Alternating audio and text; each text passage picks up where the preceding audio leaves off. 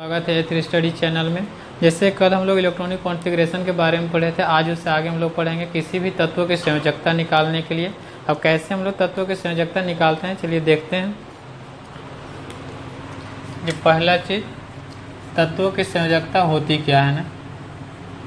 किसी भी तत्वों के अंतिम कोष में 8 इलेक्ट्रॉन पूरा करने के लिए जितना इलेक्ट्रॉन की आवश्यकता होती है, या जितना इलेक्ट्रॉन वो लोग गेन करे या जितना इलेक्ट्रॉन को लूज करे, उसी को हम लोग क्या बोलते हैं, किसी तत्व की संयोजकता। अब हम कैसे किसी तत्व की संयोजकता को पता करेंगे, उस तत्व की संयोजकता कितनी होती है। तो देखिए यहाँ पे लिखते हैं, किसी तत्व की बाह्य कोष में, किसी तत्व की बाह्य कोष में यदि इलेक्ट्रॉन की संख्या 1, 2, 3,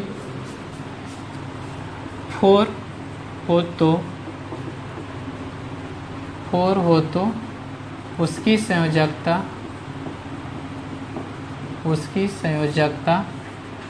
बाह्य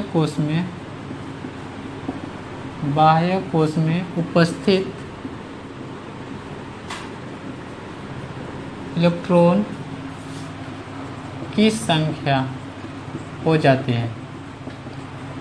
सीधी सी बात है, बोलता है किसी तत्व की बाह्य कोष में यदि इलेक्ट्रॉन की संख्या 1, 2, 3 और 4 हो तो उसकी संयोजकता वही हो जाएगा जितना कितना होगा 1, 2, 3 और 4 जैसे। और सेकेंड पॉइंट है,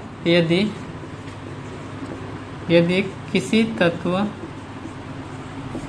की बाह्य कोष में 4 से ज़्यादा हो, यानी 5 हो, 6 हो और 7 हो, तो उसकी संयोजकता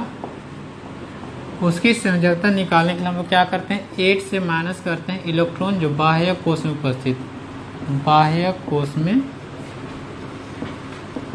कोष में उपस्थित। यानी जैसे ही किसी तत्व के अगर बाह्य कोष पे 5, 6, 7 इलेक्ट्रॉन हो जाए तो उसको हम लोग संयोजकता कैसे निकालेंगे, 8 से माइनस कर देंगे बाह्य कोष में उपस्थित इलेक्ट्रॉन की संख्या। जैसे हम लोग एग्जाम्पल लेते हैं, जैसे हाइड्रोजन का एटॉमिक नंबर कितना होता है 1। इसको जैसे कॉन्फ़िगरेशन निकालें तो इसका कितना होगा 1। तो इसकी संयोजकता कितनी हो जाए, यानी बाह्य कोष में कितना इलेक्ट्रॉन प्रेजेंट है 1। अभी बोले हैं कि बाह्य कोष में यदि 1, 2, 3 और 4 इलेक्ट्रॉन हो तो उस तत्व की संयोजकता वही हो जाता है जो बाह्य कोष में उपस्थित इलेक्ट्रॉन होता है। तो इसकी संयोजकता कितना हो जाएगा 1। उसी तरीक़ा से अगर हम हीलियम की बात करें, इसका कितना है 2, इसका कितना होगा 2। इसका संयोजकता जो है कितना होता है 2। यानी कहा जाए तो हीलियम एक अक्रिय गैस है, इसमें जो इसका नियम जो होता है, इसकी संयोजकता क्या होती है 0। यानी किसी भी अक्रिय गैस ना, यहाँ पे लिख सकते हैं, किसी भी अक्रिय गैस की संयोजकता क्या होती है 0 होती है। यानी कोई भी अक्रिय गैस हो उसकी संयोजकता क्या होती है 0। तो यहाँ पे हीलियम में संयोजकता 2 ना होकर के क्या हो जाएगा 0। क्यों 0 होगा, क्योंकि यह जो गैस होता है किसी अन्य तत्वों से अभिक्रिया नहीं करता, इसका आउटर मोस्ट ऑर्बिट में फुलफिल होता है, इसलिए इसकी संयोजकता क्या होती है 0। अगला हम लोग बात करते हैं लिथियम का कितना होता है 3।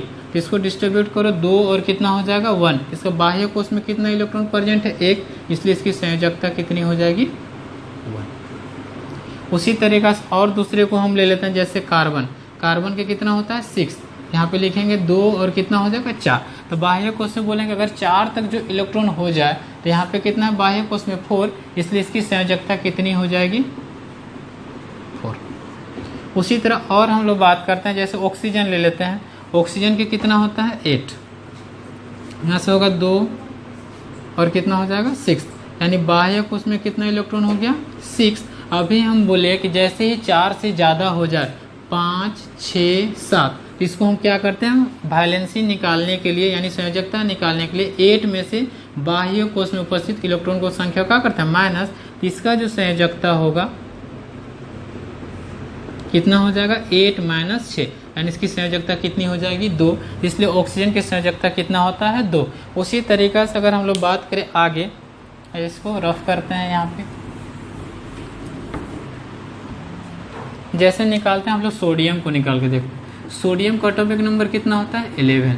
इसको हम कॉन्फ़िगरेशन लिखें तो कितना होगा 2 8 10 और कितना हो जाएगा 11, यानी बाह्य कोश में कितना इलेक्ट्रॉन प्रेजेंट है 1, इसलिए इसकी संयोजकता कितनी होती है 1। उसी तरीके से हम लोग पोटेशियम की बात करें तो पोटेशियम का एटॉमिक नंबर कितना होता है 19, तो लिख देंगे 2 8 10 और 8 18, ये कितना हो जाएगा 19। तो बाह्य कोश में कितना इलेक्ट्रॉन प्रेजेंट है 1, इसलिए इसकी संयोजकता कितनी हो जाएगी तो 1।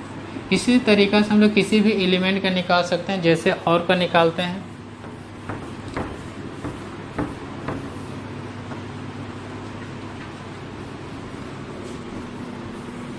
जैसे नेक्स्ट, जैसे हम लोग लेते हैं एल्यूमिनियम।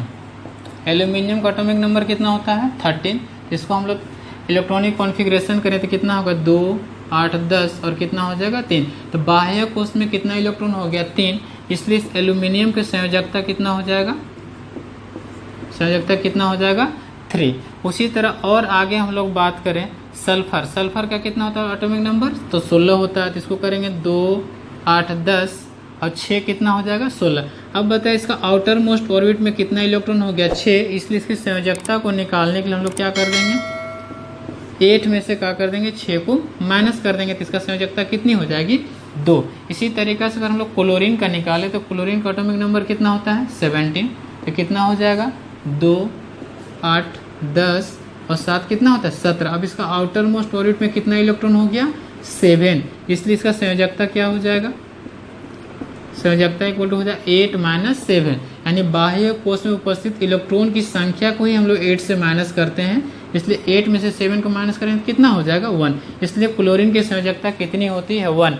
अब देखिए संयोजकता को जैसे होता है, संयोजकता 2 टाइप का होता है, एक पॉजिटिव होता है और एक नेगेटिव होता है। जैसे हम संयोजकता हम लोग लिखते हैं तो एक का होता है पॉजिटिव और एक का होता है नेगेटिव। अब पॉजिटिव किसका होगा, नेगेटिव किसका होगा। यदि बाह्य कोश में 1 2 3 4 इलेक्ट्रॉन हो, 4 इलेक्ट्रॉन हो तो इसकी संयोजकता पॉजिटिव होती है, पॉजिटिव होती है, ठीक है। फिर उसके बाद नेगेटिव किसका होगा, यदि बाह्य कोश में 5 6 7 इलेक्ट्रॉन हो तो इसकी संयोजकता क्या होती है, नेगेटिव होती है, नेगेटिव होती है। तो जैसे ही अगर बाह्य कोश में 4 से ज़्यादा इलेक्ट्रॉन हो जाए, 5 6 7 हो जाए, तो हम कह सकते हैं कि उस एलिमेंट का संयोजकता क्या होगा, नेगेटिव होगा। और जैसे ही आउटर मोस्ट ऑर्बिट यानी बाह्य कोश में 1 2 3 4 हो तो उस एलिमेंट का हम कह सकते हैं संयोजकता क्या होता है, पॉजिटिव। इसलिए जैसे हम लोग कहीं फार्मूला लिखते हैं, यहाँ पे जैसे HCl लिखते हैं तो यहाँ पे लिखा होता है +1 और यहाँ पे लिखा होता है -1, यानी इस तरीके से लिखते हैं 1+ और 1-, यानी इसका मतलब यह है कि क्लोरीन के संयोजकता कितना है -1 और हाइड्रोजन के संयोजकता कितना है +1। इसलिए इसका -1 हुआ क्योंकि क्लोरीन का अंतिम कोश में कितना इलेक्ट्रॉन होता है 7, और जैसे ही 4 से ज़्यादा होता है उसका संयोजकता क्या हो जाता है, नेगेटिव, और जिसका 4 से कम होता है उसका संयोजकता क्या होता है, पॉजिटिव। जैसे हम लोग कहीं ऑक्सीजन को ऐसे लिखते हैं तो ऑक्सीजन में क्या लिखा रहता है 2-, यानी इसका माने यह है कि ऑक्सीजन की संयोजकता कितनी होती है 2। जैसे हम लोग कोई फार्मूला लिख दें यहाँ पे, जैसे कि लिख के दिखाते हैं, जैसे हम लोग मैग्नीशियम ऑक्साइड लिखते हैं, यहाँ पे क्या लिखते हैं मैग्नीशियम ऑक्साइड, ऐसे लिखाता है। यहाँ पे जो होता है इसका क्या होता है 2-, इसका होता है 2+, यानी इसका यह चीज़ दर्शाता है कि मैग्नीशियम की संयोजकता कितनी है, मैग्नीशियम की संयोजकता कितनी है तो +2, और ऑक्सीजन की संयोजकता कितनी है तो -2। यानी इस तरीके से हम बता सकते हैं किसी भी एलिमेंट के संयोजकता पॉजिटिव कैसे होता है, नेगेटिव कैसे होता है। याद रखना है कि पॉजिटिव कब होगा, जब बाह्य कोश में 1 2 3 4 इलेक्ट्रॉन होता है तो उसका संयोजकता क्या हो जाता है, पॉजिटिव। और जैसे ही 4 से ज़्यादा हो, 5 6 7, तो उसका क्या होता है, नेगेटिव। अब देखिए इनर्ट गैस में जो होता है उसका अंतिम कोश में कितना होता है इलेक्ट्रॉन, 8 इलेक्ट्रॉन होता है, इसलिए इसका संयोजकता 0 होता है। क्योंकि जैसे ही हम लोग बोलते हैं कि 4 से ज़्यादा हो तो 8 से माइनस करते हैं, इसका जो संयोजकता अगर 8 से हम 8 को माइनस कर देते क्या हो जाता है 0।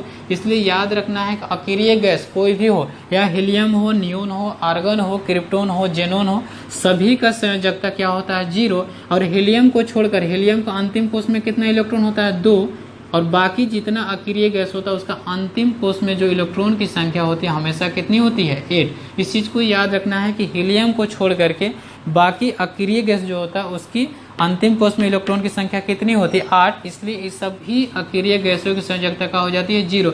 कहीं भी डायरेक्टली पूछे कि आर्गन की संयोजकता क्या होता है तो याद करने की जरूरी नहीं है, सीधी सी बात है, आर्गन एक है अक्रिय गैस है, इसलिए संयोजकता क्या होती है 0। अब अक्रिय गैस इसलिए बोला जाता है यानी किसी भी एलिमेंट का आउटर मोस्ट ऑर्बिट में 8 इलेक्ट्रॉन प्रेजेंट हो जाए तो वह तत्व जो होता है, वह एलिमेंट जो होता है क्या होता है अक्रिय ग्रुप में रखा जाता है। जैसे हम लोग देखते हैं 18, जैसे आर्गन जो होता है इसका एटॉमिक नंबर कितना होता है 18। अब देख लेते हैं कि अक्रिय है या नहीं। अक्रिय होने के लिए अंतिम कोष में कितना इलेक्ट्रॉन चाहिए 8 इलेक्ट्रॉन चाहिए। हम लोग को पता है कि आर्गन का एटॉमिक नंबर कितना होता है 18। इसको ब्रेक करेंगे 2, 8, 10 और 8 कितना होगा 18। याद देखिए यहाँ बाह्य कोष में कितना इलेक्ट्रॉन हो गया 8। इसलिए यह एलिमेंट यानी यह आर्गन जो होगा कैसा कहलाएगा अक्रिय गैस कहलाएगा। कैसा गैस कहलाएगा अक्रिय गैस। जैसे एक होता है नियोन, नियोन का क्या होता है एटॉमिक नंबर 10 होता है। अगर इसको हम ब्रेक करें तो 2 और कितना होगा 8, 10। इसका भी अंतिम कोष में कितना हो गया 8। इसलिए यह कौन सा गैस कहलाएगा अक्रिय गैस। तो किसी भी तत्व का अंतिम कोष में यदि 8 इलेक्ट्रॉन प्रेजेंट हो जाए तो उस एलिमेंट को हम लोग क्या बोलते हैं अक्रिय ग्रुप में रखा जाता है। कौन सा ग्रुप में रखा जाता है अक्रिय ग्रुप में रखा जाता है। वह तत्व क्या कहलाता है जितना तत्व में जो गैस होता है अक्रिय हमेशा किस में रहता है गैसियस ग्रुप में रहता है। यानी एक होता है नॉन एलिमेंट नॉन मेटल होता है यानी अधातु होता है, इसलिए इसको बोलते हैं अक्रिय गैस। अक्रिय गैस का हमेशा याद रखना हीलियम को छोड़कर, हीलियम बाकी याद रखना, हीलियम का अंतिम कोष में 2 और बाकी के सभी में कितना होता है 8। याद रखना है कि अक्रिय गैस की संयोजकता क्या होती है 0। और यहाँ पे पॉजिटिव नेगेटिव देखने के लिए जिसका अंतिम कोष में 4 तक इलेक्ट्रॉन उसको पॉजिटिव, और जैसे 4 से ऊपर उसको क्या बोलते हैं नेगेटिव। इस तरीका से यहाँ पे संयोजकता खत्म होता है। बशर्ते अभी तक हम लोग ऐसे डायरेक्टली अगर कोई पूछ दे कि लिथियम का संयोजकता कितना होता है तो यहाँ पे -2 नहीं बोलना है, -2 नहीं होगा। यहाँ पे सीधा कितना बोलना है 1 बोलना है। 1 इसलिए बोलना है, माइनस कहाँ पे यूज होता है जब हम किसी कंपाउंड को बनाते हैं, जब हम आयनिक कंपाउंड को बनाते हैं तब उसकी संयोजकता को प्लस और माइनस में दिखाया जाता है कि कटायन है कि एनायन है। इसको शो करने के लिए हम लोग यहाँ पे संयोजकता के प्लस माइनस को देखते हैं। तो आज के लिए इतना ही है। अगर वीडियो अच्छा लगे तो इसको लाइक करें, शेयर करें और चैनल को सब्सक्राइब कर ले। Thank you.